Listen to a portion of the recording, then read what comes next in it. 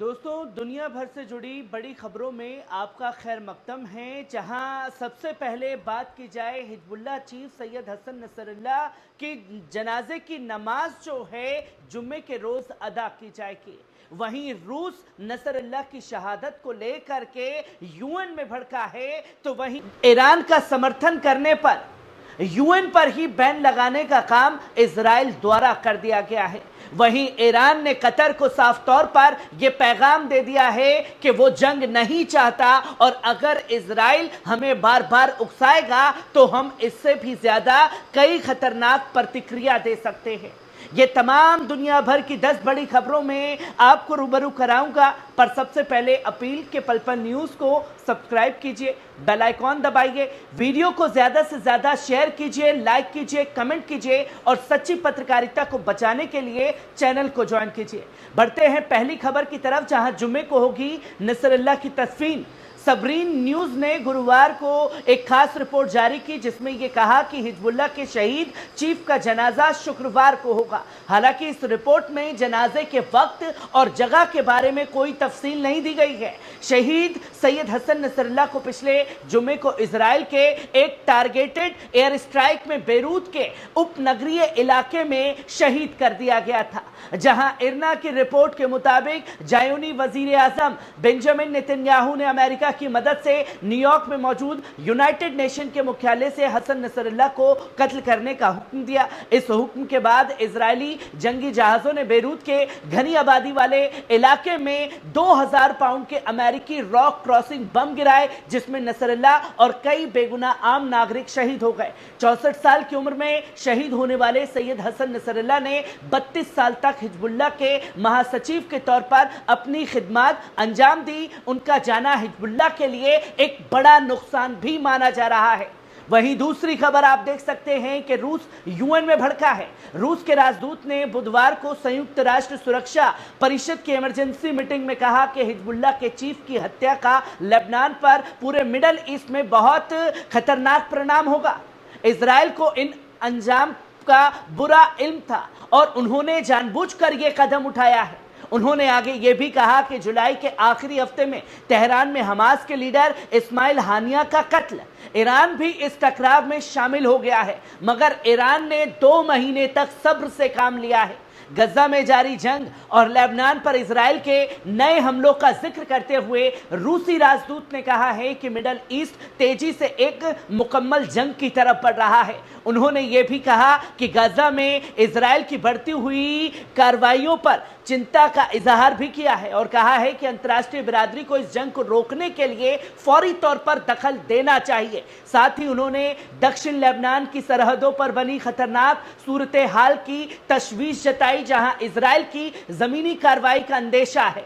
तो वहीं आप तीसरी खबर देख सकते हैं कि यूएन चीफ का बड़ा बयान सामने आया है, जहां संयुक्त राष्ट्र के महासचिव एंटोनियो गुटेरेस ने कहा है कि गजा में तुरंत गोलीबारी बंद करने और लेबनान में झगड़ा खत्म करने का समय आ गया है। उन्होंने चेतावनी दी कि मध्य पूर्व में जलती आग तेजी से बड़ा संकट बन रही है। गुटेरेस ने बुधवार को न्यूयॉर्क में मध्य पूर्व की स्थिति पर हुई सुरक्षा परिषद की बैठक में यह बात कही है। यह बैठक इजराइल की लेबनान के खिलाफ बढ़ती आक्रामकता और गाजा पर लगातार हमलों के बीच हुई है। उन्होंने यह भी कहा कि एक हफ्ते पहले मैंने सुरक्षा परिषद को लेबनान की गंभीर स्थिति के बारे में बताया था, तब से हालात और भी खराब हो गए हैं। जैसा कि मैंने पिछले हफ्ते कहा था, ब्लू लाइन पर वर्षों से तनाव बना हुआ है, लेकिन अक्टूबर से गोलीबारी का दायरा बन गया है, गहराई और तीव्रता बढ़ गई है। गुतेरेस ने आगे यह भी कहा कि इन कुछ ही दिनों में हमने बड़ी वृद्धि देखी है, इतनी बड़ी कि मैं सोचता हूं कि इस परिषद द्वारा बनाया गया ढांचा क्या कह रहा है। जो प्रस्ताव 1701 में बताया गया था, उन्होंने इजराइल के लेबनान पर लगातार हवाई हमलों और अमेरिका एवं फ्रांस द्वारा अस्थायी गोलाबारी बंद करने के प्रस्ताव को स्वीकार करने से इनकार करने पर भी ध्यान दिया है, जो बातचीत फिर से शुरू करने का मौका दे सकता था। जहां आप चौथी खबर साफ तौर पर देख सकते हैं कि ईरान कतर की बड़ी मुलाकात हुई है, जहां ईरान के राष्ट्रपति मसूद पेजेश्किन ने कहा है कि उनका देश युद्ध की तलाश में नहीं है और पश्चिम एशिया की सुरक्षा सभी मुसलमानों की सुरक्षा है। पेजाशकिन ने बुधवार को कतर में के अमीर शेख तामिम बिन हमद बिन खलीफा अल थानी के साथ दोहा में एक प्रेस कॉन्फ्रेंस में ये बातें कही। उन्होंने कहा कि ईरान युद्ध नहीं चाहता और यह भी बताया कि इजराइल ही है जो ईरान को प्रतिक्रिया देने के लिए मजबूर करता है। उन्होंने बताया कि ईरान ने इजराइल द्वारा 31 जुलाई को तेहरान में हमास के नेता इस्माइल हानिया की हत्या के बाद शांति बनाए रखने के लिए संयम दिखाया। हानिया एक दिन पहले पेजाशकिन के उद्घाटन समारोह में शामिल हुए थे। पेजाशकिन ने कहा कि गाजा और लेबनान में लोगों की हत्या रोकने के बजाय इजराइल शासन उसी समय हमलों को तेज कर दिया जब ईरान ने संयम दिखाया।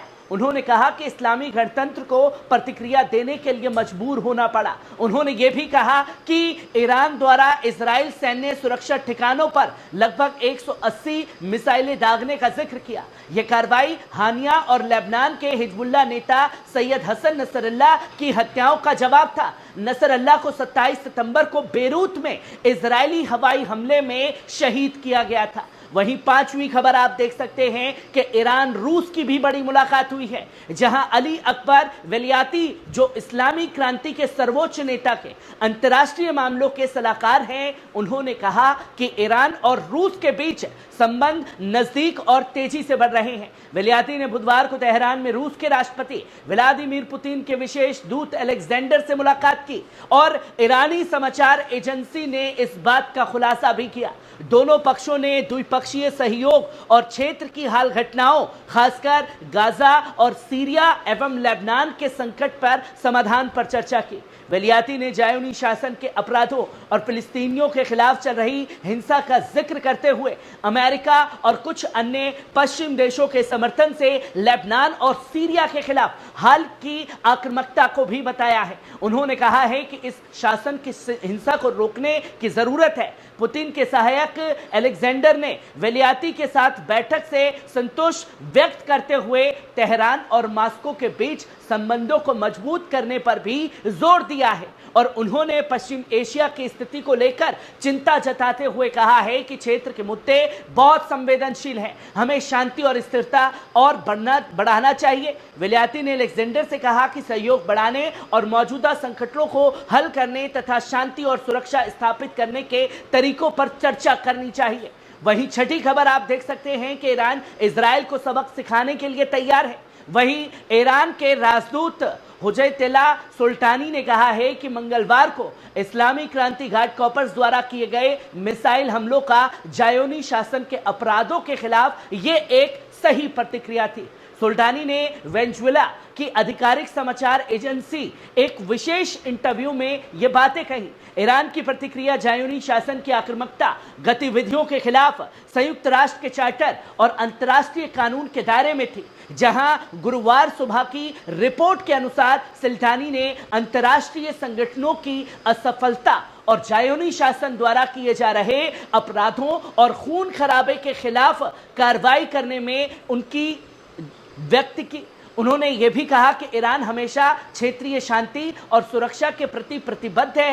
राजदूत ने यह भी कहा कि इस्लामी गणतंत्र भविष्य में जायोनी सेना उसके समर्थकों द्वारा भूमि या हवाई हमले की स्थिति में अपनी जमीन की रक्षा पूरी तरीके से जारी रखेगा। वहीं सातवीं खबर आप देख सकते हैं कि हिजबुल्लाह जंग के लिए तैयार है, जहां हिजबुल्लाह के संसदीय समूह के प्रमुख इब्राहिम अल मुसावी ने कहा है कि लेबनान प्रतिरोध आंदोलन ने सभी विकल्पों के लिए खुद को तैयार कर लिया है और वे अंत तक खड़ा रहेगा। मुसावी के एक मीडिया इंटरव्यू में कहा कि हम अपनी जमीन, अपनी मिट्टी की रक्षा करते हैं और हम सभी जानते हैं कि जायोनी प्रधानमंत्री बेंजामिन नेतन्याहू के लक्ष्य क्या हैं। उन्होंने कहा कि तेल अवीव को अपने पश्चिम दोस्तों से जो समर्थन मिल रहा है वे केवल अपने लिए नहीं है, बल्कि क्षेत्र पर एक नई स्थिति थोपने की कोशिश की जा रही है। मुसावी ने कहा कि हम अपनी स्थिति और प्रतिरोध पर अड़े हैं और जायोनी शासन ने अंतर्राष्ट्रीय कानूनों का उल्लंघन किया है। उन्होंने ये भी कहा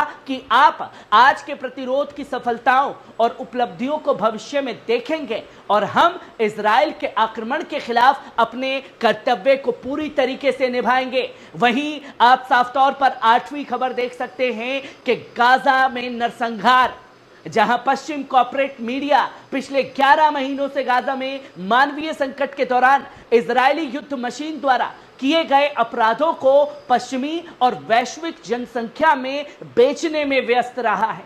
उन्होंने प्रोपेगेंडा तकनीकों का इस्तेमाल करके 41,000 से अधिक फिलिस्तीनियों को शहीद किया है, जिनमें 77% निर्दोष बच्चे और महिलाएं हैं। आतंकवाद के खिलाफ आवश्यक युद्ध का साइड इफेक्ट बताया, जबकि इजराइल के मानवता के खिलाफ अपराधों में बड़े तथ्यों को छिपाया गया है।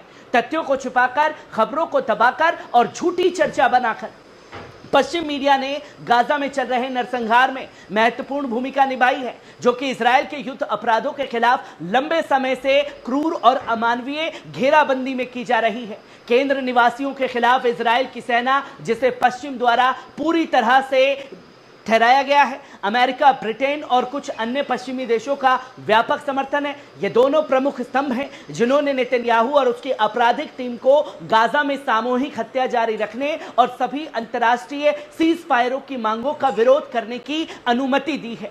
साथ ही पश्चिम मीडिया एक महत्वपूर्ण रूप से इजराइल के पक्ष में विभिन्न तकनीकों का इस्तेमाल करके गाजा में हो रही भयानक घटनाओं को अपने दर्शकों तक पहुंचने में रोकने में सफल रहा है। तो वहीं आप 9वीं खबर देख सकते हैं कि यूएन पर बैन लगाया है। जी हां, यूरोपीय संघ के विदेश नीति प्रमुख जोसेफ बोरेल ने जायोनी शासन द्वारा यूएन महासचिव के खिलाफ लगाए गए आरोपों पर खेद व्यक्त किया है और कहा है कि वे एंटोनियो गुतेरेस के शांति के प्रयासों का समर्थन करते हैं। बोरेल ने बुधवार रात अपने सोशल मीडिया पर लिखा कि हम सभी संघर्षों में, विशेषकर मध्य पूर्व में शांति प्राप्त करने के लिए यूएन महासचिव एंटोनियो गुतेरेस के निरंतर प्रयासों का समर्थन करते हैं। उन्होंने अपने पोस्ट में कहा कि हम उनके खिलाफ किए गए अन्यायपूर्ण हमलों और यूएन मानवतावादियों के बीच संख्या में बढ़ते नुकसान पर खेद व्यक्त करते हैं। बोरेल ने यह भी कहा कि यूरोपीय संघ पूरी तरह से गुतेरेस और यूएन कर्मचारियों के कार्य का समर्थन करता है, जो मध्य पूर्व और दुनिया भर में शांति और मानव राहत के लिए काम कर रहे हैं। यह टिप्पणी तब आई जब इजराइल के विदेश मंत्री इसराइल काट्स ने यूएन के महासचिव के कब्जे वाले क्षेत्रों में प्रवेश पर प्रतिबंध लगाने की घोषणा की। उन्होंने पर्सनल नॉन ग्रेटा घोषित करते हुए कहा कि एक अवांछित तत्व है, क्योंकि उन्होंने इजराइल के अपराधों के खिलाफ ईरान के ऑपरेशन की निंदा नहीं की है। पूरी तरीके से पगला चुका है इजराइल। वहीं 10वीं खबर देखें तो ईरान पर आतंकी हमले की साजिशें रची जा रही हैं, जहां ईरान के सिस्तान और बलूचिस्तान की खुफिया और सुरक्षा एजेंसियों ने प्रांत के आतंकवादी नेटवर्क को खत्म करने में सफलता प्राप्त की है। ये नेटवर्क सिस्तान और बलूचिस्तान के हालिया आतंकवादी हमलों के बाद पकड़ा गया है, जो कि जीश अल जुल्म आतंकवादी समूह से जुड़े हुए थे।